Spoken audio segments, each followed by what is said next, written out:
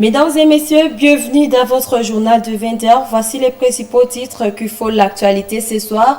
Ce jeudi 16 janvier, la ville de Butembo a marqué un acte de solidarité en soutenant les forces armées de la République démocratique du Congo FARDC et le groupe Wazalendo engagé contre le M23 et les forces rwandaises de défense RDF sur le front nord. Une grande marche de 45 km de Butembo à Lubero a permis la remise d'une aide importante comprenant plus de 6 millions de francs congolais ainsi que de vivres et gestes patriotiques soutenus par les jeunes et les organisations locales et salués par le général Bruno Mandefou, commandant des opérations du Front Nord.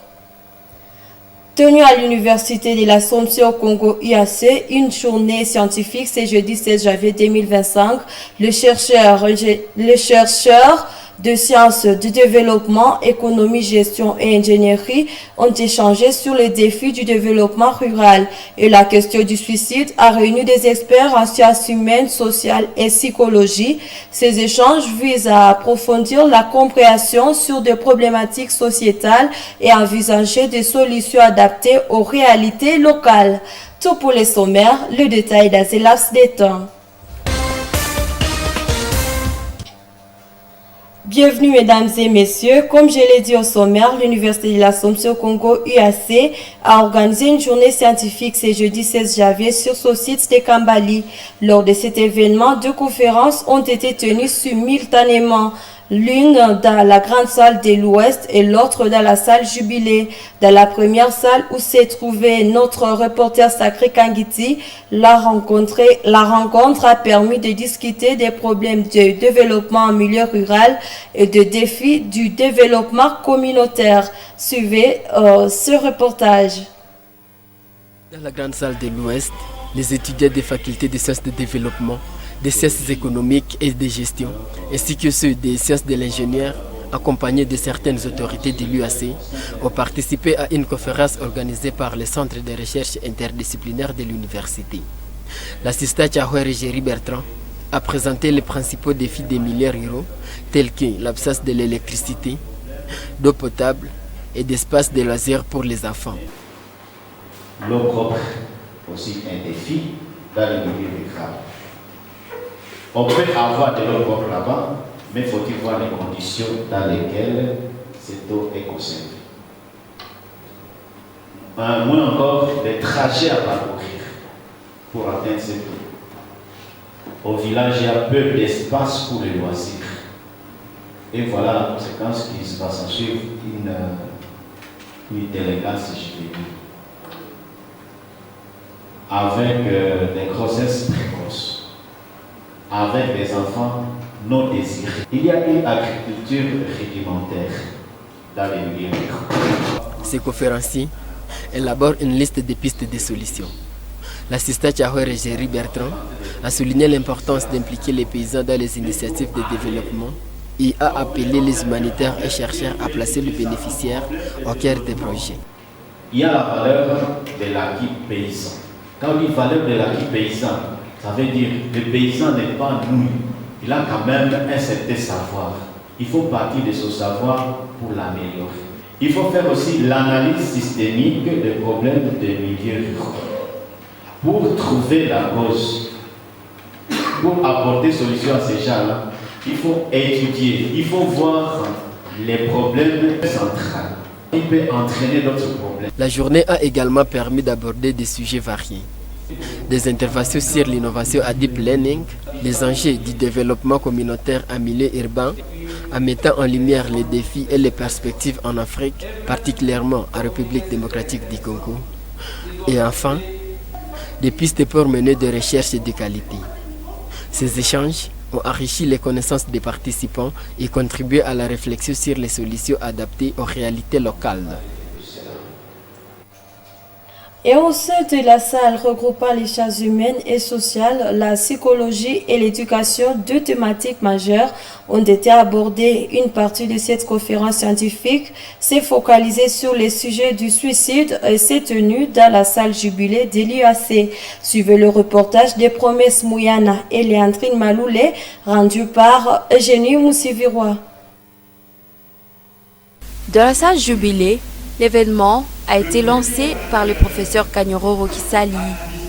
De nombreux experts en sciences humaines et sociales ont activement participé à cette rencontre. La présence des étudiants et d'autres intéressés a été aussi signalée.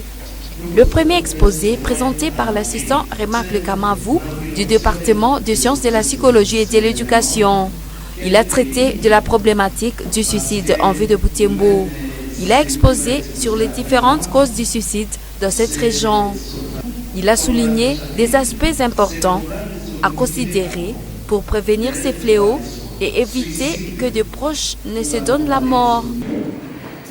Par le fait que ce que nous constatons, j'ai parlé de chômage, j'ai parlé de perte, j'ai parlé de déception amoureuse, il dit ceci: vous ne me verrez plus. Attention. Ou bien je vais bientôt vous quitter.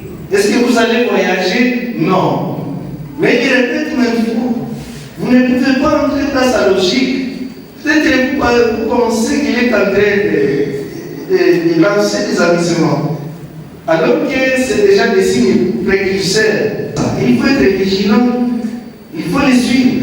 Parce que nous exposons pas pour nous-mêmes, mais pour vous dire que d'être ambassadeur de nos familles, de nos collègues, qu'il a ce tel langage. La deuxième intervention, menée par l'assistant Jean-Marie Waïvouta du même département, a porté sur les antécédents familiaux au cœur du suicide. À partir de 3 cas étudiés à Kinshasa, il a démontré l'impact du milieu familial dans les situations de suicide.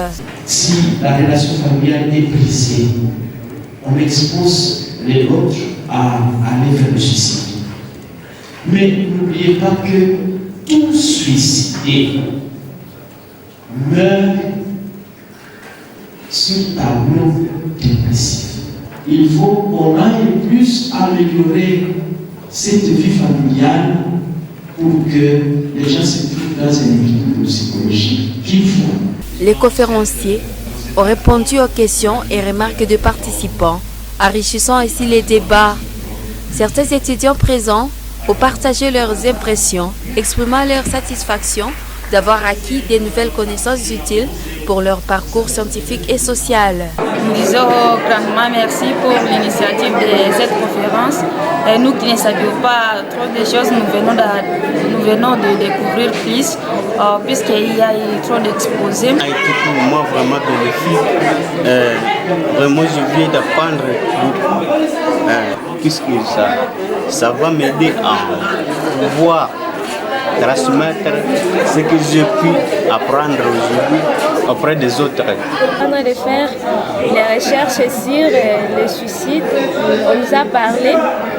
Il y a certains intervenants qui ont parlé du suicide. C'est vraiment un point important dans mes recherches. Ça va plus ouvrir les horizons. L'Université de l'Assomption au Congo organise chaque année des journées scientifiques dans divers domaines. Cette rencontre était la première de l'année académique 2024-2025. À la une de ce journal, c'est Paris gagnant pour la ville de Butembo qui a soutenu les forces armées de la République démocratique du Congo FARDC et le groupe de volontaires Wazalendo engagés sur le front nord contre le M23 et les forces rwandaises de défense RDF ce jeudi 16 janvier.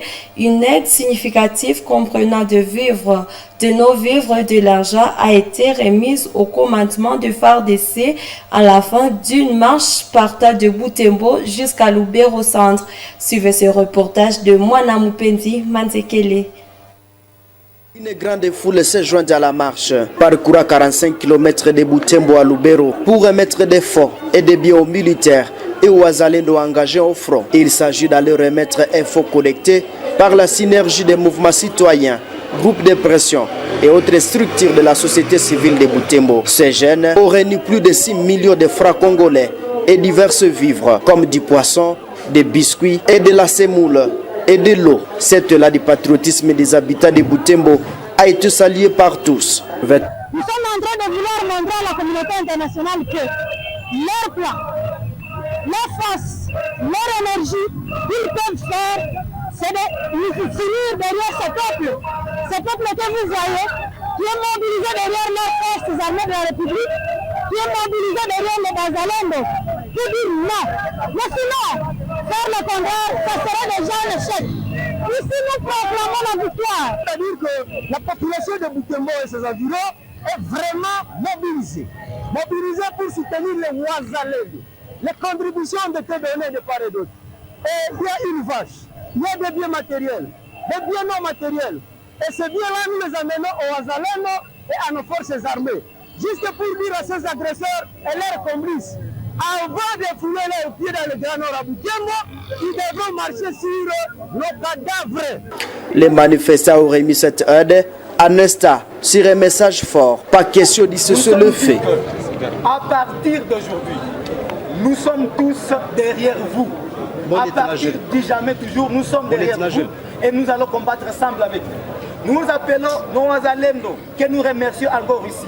On les appelle des patriotes avec armes. Des patriotes qui veulent se donner jusqu'à même à leur vie. Ils disent que nous n'accepterons jamais cette agression rwandaise. Nous n'accepterons jamais cette politique de Kagame. Nous combattrons pour la terre de nos ancêtres. Le pays restera indivisible, même au prix de notre sang. C'est pour cela que nous sommes là aujourd'hui et nous supposons que nous allons avoir l'État, mon général, monsieur le colonel, c'est l'administrateur du territoire. Nous allons avancer vers les cargaisons que nous avons pour que vous voyez la réalité de ce que nous avons amené. Et cela, c'est venu de la population jusqu'à même au bas peuple. Le général Bruno Mandefou, commandant des opérations Front Nord, a remercié la population de Butembo pour cet acte de patriotisme. Tout Congolais sera debout, tout Congolais sera debout pour que nous mettons hors d'état de nuire tous ces gens. C'est-à-dire, tout ce que vous nous amenez, ça va arriver aux militaires. Ça va arriver aux Wazalendo pour qu'ils sachent que la population de Butembo a contribué. Que ce soit l'eau, que ce soit sardine, que ce soit biscuit, que ce soit savon, que ce soit oignon, ça va arriver pour qu'ils sachent qu'ils sont soutenus par leur population. En tout, nous vous disons grand merci. Que les dieux des armées, qu'ils vous gardent. Amen. Que tous ces génocidaires, ils doivent répondre et vont payer un jour. Que Dieu soit avec vous, qu'elle vous protège et continue à soutenir votre armée et tout le peuple qui sont là-bas. On va faire le tour. Et même les ADF, il y a des militaires que j'ai fait sortir de Béni pour commencer à chercher ces gens-là pour que la quiétude réussisse.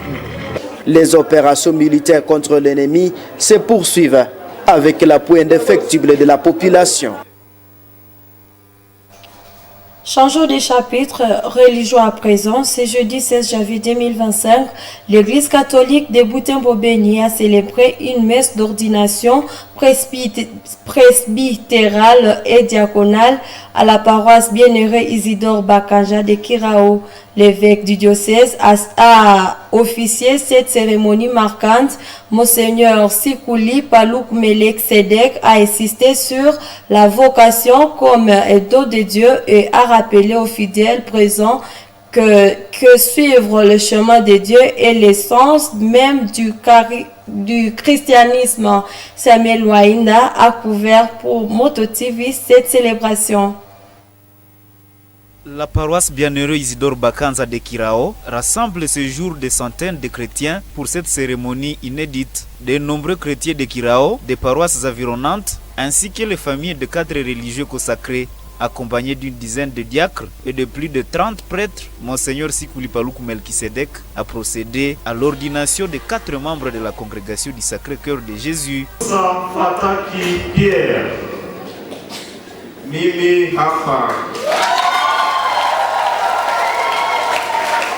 Lors de son homélie, il a exhorté les ordinants à respecter leurs engagements religieux, leur rappelant que la vocation était don. Wito wowote ni kipaji cha Mungu. Toute vocation est un don de Dieu. Tumshukuru Mungu wote pamoja. kwa kutukumbusha kwamba kila mmoja wetu yupo hapa duniani kwa utumishi wa pekee. Chacun de nous est sur terre pour une mission spécifique. Kwa nguvu ya Roho Mtakatifu, Mungu mwenyewe atujalie kutimiza uito wetu. Après un moment de recueillement, l'évêque a procédé à l'ordination diaconale. Kamilishe kazi njema aliyoanzisha ndani mwako. Amen. S'en est suivi l'ordination presbytérale de 3 fils de la congrégation du Sacré-Cœur de Jésus. Yeye akulinde ili wasaidie watu wawe watakatifu zaidi, tena kumtolea Mungu sadaka ya Eucharistia. C'est la deuxième fois que la paroisse Bienheureux Isidore Bakanza, sous la gestion des prêtres du Sacré-Cœur de Jésus, accueille ce type de célébration sacramentale. La ferveur des fidèles et l'ambiance joyeuse ont marqué cette journée inoubliable pour les heureux du jour.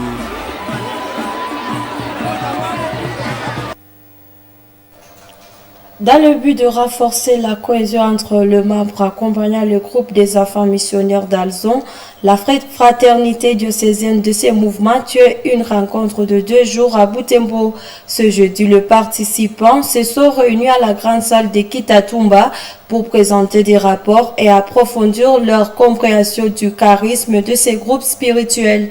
Les travaux se poursuivront jusqu'au vendredi avec une messe d'action de grâce et d'autres activités. Suivez ce reportage d'Emirembe Kitawite. Les participants viennent de 2 zones pastorales du diocèse de Butembo-Beni. La rencontre se tient à la paroisse Cœur Immaculé de Marie de Kitatumba et porte sur l'évolution du groupe ainsi que le projet d'avenir. Lors de cette première journée, les rapports de 2 zones pastorales ont été présentés. La zone pastorale de Beni, qui comprend 3 fraternités en Oicha, 4 à Mankina, 2 à Beni Butili, 1 à Mbao et une autre à Beni Cité. Selon Jean Bienvenu Nyahulindi, responsable disciplinaire de cette zone, les activités se déroulent correctement dans l'ensemble, malgré les sécurités qui perturbent les missions et autres projets. Il n'y a pas encore de l'insécurité. Les cas récents est celui de Boulongo vers l'Ocelose et aux environs d'Oicha. Nous avons observé une baisse effective dans plusieurs de nos fraternités. Les activités d'unité qui renforcent notre identité sont toujours organisées pour nous permettre de ne pas seulement nous limiter à la chorale et d'aller plus loin que cela. Pour la zone pastorale de Butembo-Lubero, bien que certains membres aient abandonné, tout le groupe continue de progresser dans plusieurs paroisses. Kasereka Molokai, coordonnateur de la zone, indique qu'ils ont même initié des projets d'autofinancement. Il y a la fraternité de base, qui est d'ailleurs la pleine réalisation du clip vidéo de presque 10 titres. C'est celle qui a mis ce point. Et c'est comme si ils ont déjà initié un atelier de couple et couture. Et les activités ont déjà commencé. Ils ont déjà une machine de broderie. Comme la fraternité de Moussimba aussi a un projet d'achat des synthétiseurs. La deuxième partie de la journée a été consacrée à la présentation du charisme des Pères Augustin de l'Assomption, inspiré de leur devise Adveniat Regnum Tuum, que ton règne vienne en français. Le Père Salvatore Moussaï a encouragé les participants à vivre ce valeur en s'éloignant des mauvaises pratiques et en suivant les enseignements du Père Emmanuel d'Alzon, fondateur des Augustins de l'Assomption. Son allié Le but principal devra être celui de faire advenir le règne de Dieu et dans son accomplissement, ce règne doit être un caractère principal. Ce que je fais, il faut que celui qui va voir dise réellement celui qui a fait cet acte ici. C'était un homme qui voulait faire advenir le règne de Dieu. Les activités vont se boucler ce vendredi 17 janvier avec une messe d'action de grâce et d'autres événements marquant la clôture de ces assises. Et la conférence épiscopale nationale du Congo (CENCO) et l'Église du Christ au Congo (ECC) ont lancé un appel à faveur du projet Pacte social pour la paix et le bien vivre ensemble à RDC et dans le Grand Lac. Lors d'une conférence de presse conjointe le mercredi 15 janvier, les secrétaires généraux Monseigneur Donatien Cholet et le révérend Eric Tsenga ont affirmé leur engagement à mobiliser le Congolais pour renforcer la cohésion sociale et la paix dans une région marquée par l'insécurité.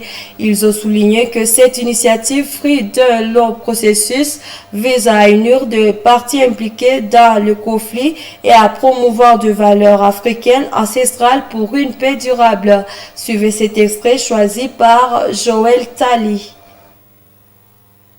Combien de souffrances, des morts, des viols, des déplacements, des destructions faut-il encore avant que la paix et le vivre ensemble s'installent en RDC et dans la région des Grands Lacs? Où sont passées nos valeurs sociologiques et spirituelles des Bumuntu qui furent les fondements ontologiques de notre identité africaine? Pourquoi ne sommes-nous plus en mesure de résoudre nos problèmes sous l'arbre à palabres comme nos ancêtres savaient mieux le faire, et d'ailleurs si sagement? L'aboutissement salvateur de ce pacte social permettra à l'Afrique de s'affranchir des conflits politiques et armés pour s'inscrire dans la logique de la fraternité mondiale des peuples, des communautés et des nations, promouvant ainsi les modèles de l'état de droit démocratique, stable et solide dans nos différents pays.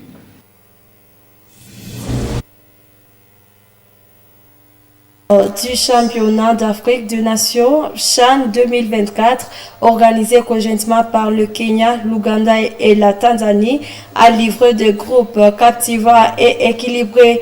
Le groupe A et D s'annonce particulièrement relevé, promettant des duels mémorables entre favoris historiques, tandis que les groupes B et C laissent place aux surprises de challengers. Cette édition s'annonce comme un vibrant hommage à la richesse et à la passion du football africain, comme nous dit Delphé Voya dans ce récit.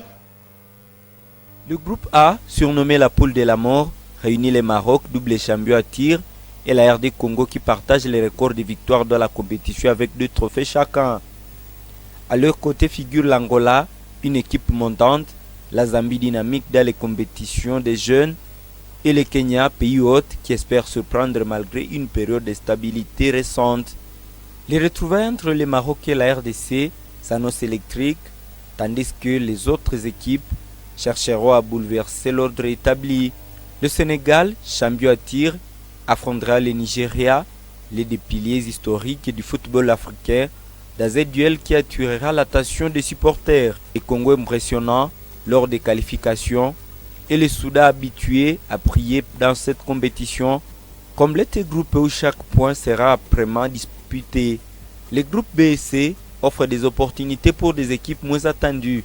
À groupe B, la Tanzanie, le Madagascar, la Mauritanie, le Burkina Faso et la Centrafrique viseront à tirer leur épingle du jeu. Le groupe C est certain avec l'attente des 2 derniers qualifiés, qui 1 et qui 2 comprend également l'Ouganda, le Niger et la Guinée, prêts à faire parler leur potentiel. Le tirage au sort comblé présente les groupes A composés du Kenya, Maroc, Angola, RD Congo et la Zambie. Groupe B, Tanzanie, Madagascar, Mauritanie, Burkina Faso et les Centrafrique. Groupe C, Ouganda, Niger, Guinée, et les 2 derniers pays à confirmer leur qualification. Groupe D, Sénégal, Congo, Soudan et le Nigeria. Avec les oppositions historiques et des opportunités pour les rélévations, la CHAN 2024 promet une compétition mémorable, reflet du dynamisme du football africain. Fin de cette édition. Merci de nous avoir suivis. Au revoir.